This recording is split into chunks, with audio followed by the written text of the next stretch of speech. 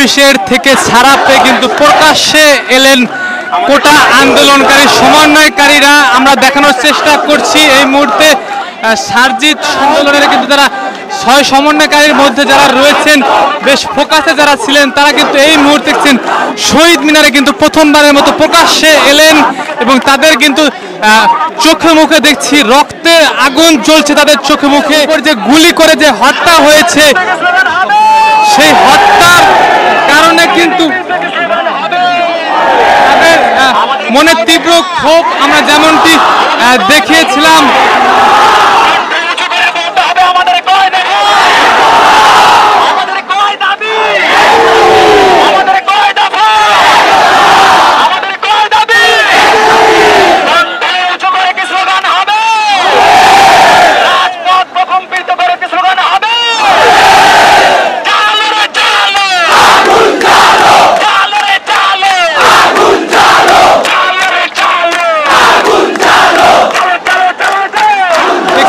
সার্জিত সহ যারা ছিলেন সমন্বয়কারীর যে মূল ফোকাসে তারা কিন্তু দেখছেন এই মুহূর্তে স্বৈরাচারের গদিতে শেখ হাসিনার পতনের দাবিতে কিন্তু তাদের কিন্তু আজকে স্লোগান তুলছেন।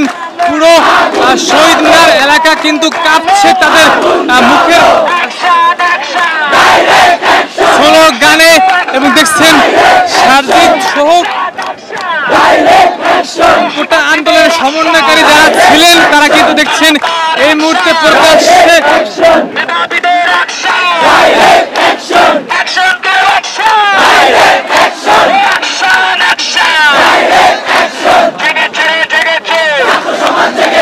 এবং তারা কি বার্তা দেয় দেখতে পুরো দেশবাসী তাকিয়ে রয়েছেন। তাদের কর্মসূচি কি আসে তারা কি করেন সেটি কিন্তু দেখেছেন। আমরা যদি দেখানোর চেষ্টা করছি কাঁধে কাঁধ মিলিয়ে কিন্তু তাদের যে আন্দোলন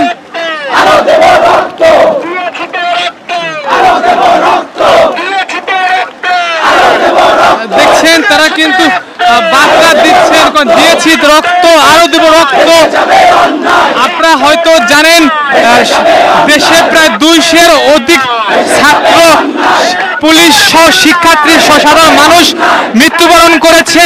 সেই মৃত্যুবরণের জন্য কিন্তু তাদের যে প্রথম দাবিগুলো ছিল কোটা সংস্কার, সেই কোটা সংস্কারের দাবি যখন হার্ডলাইনে যায় সরকার পুলিশ গুলি করে ছাত্র মারে তখন কিন্তু দেখেছেন তাদেরকে কিন্তু তুলে নিয়ে যায় ডিবি কার্যালয়ে এবং ডিবি কার্যালয় থেকে কিন্তু তারা এই প্রথমবার কিন্তু প্রকাশ্যে এসে আবার রাজপথে কিন্তু নতুন ভাবে তারা শক্তি দেখাচ্ছেন।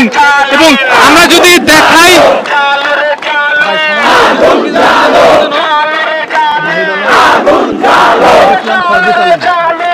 নাহিদ ইসলাম এবং সার্জিস আলম তারা দুইজন কিন্তু মেন ফোকাসের এবং সমন্বয়কারী। তারা কিন্তু এখন 9 দফা দাবি যে উল্লেখ করা হয়েছিল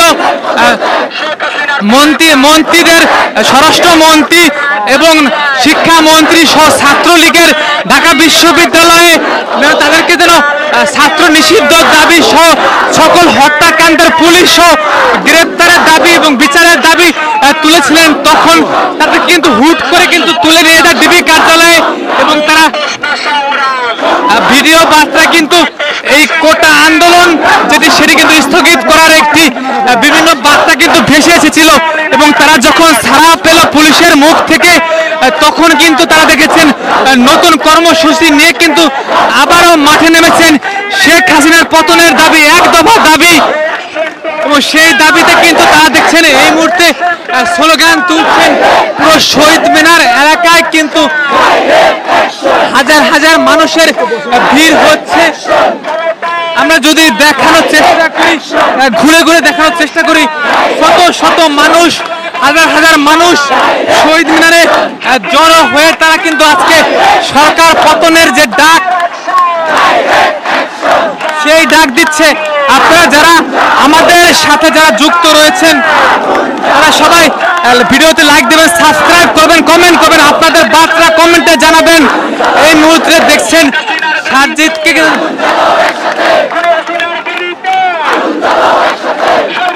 এই মুহূর্তে আমরা দেখা দেখছেন আরিফ ইসলাম, আসিফ মাহমুদ কিন্তু এই মুহূর্তে দেখছেন আসলেন এবং দেখছেন বিভিন্ন শিক্ষার্থী তারা যারা ফেসবুকে যারা পুলিশের গ্রেপ্তার হয়েছেন তারা কিন্তু দেখছেন এই মুহূর্তে সামনে কিন্তু এসেছেন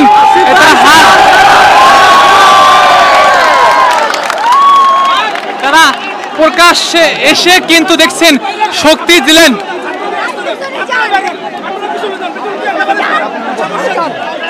বসেন সামনে বসেন পিছনে যান আর দেখছেন আপনারা বসে পড়েন সামনে বসে পড়েন আর দেখছেন মানুষে কিন্তু পুরো গিজ গিজ করছে তাদের যে আন্দোলন সেই আন্দোলনকে ঘিরে মানুষ কিন্তু রাস্তায় নেমে পড়েছে সারা মানুষ তারা স্লোগান তুলছেন।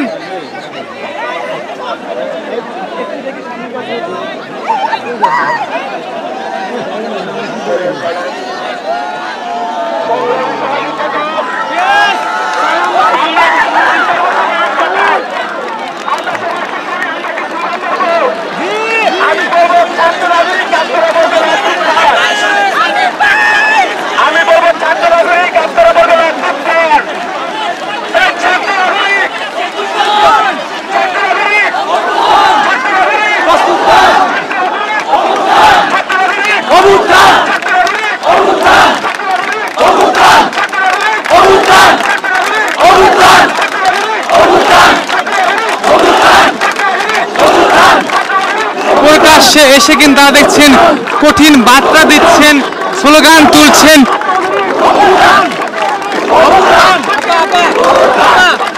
কি বলতে চান ফিরে এসেছে প্রকাশ্যে এসেছে কি বলতে চান? বলতে চাই ওদেরকে ভালোবাসি ওদের সাথে আছি সব সময়। আপনার কোনো চাওয়া রয়েছে নাকি চাওয়া রয়েছে তাদের কাছে? তাদের কাছে চাওয়া এটাই যে আন্দোলন কন্টিনিউ করে যাবে কাউকে ভয় পাওয়া যাবে না।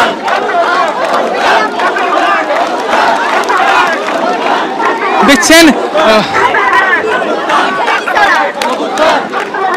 ছাত্রদের বুকে যে গুলি চলেছে সেটি কিন্তু আরো কিন্তু বেশ ফুলে ফেপে উঠেছে স্লোগান তুলছেন এবং সমন্বয়কারী সবাই কিন্তু দেখেছেন এই মুহূর্তে চলে এসেছে।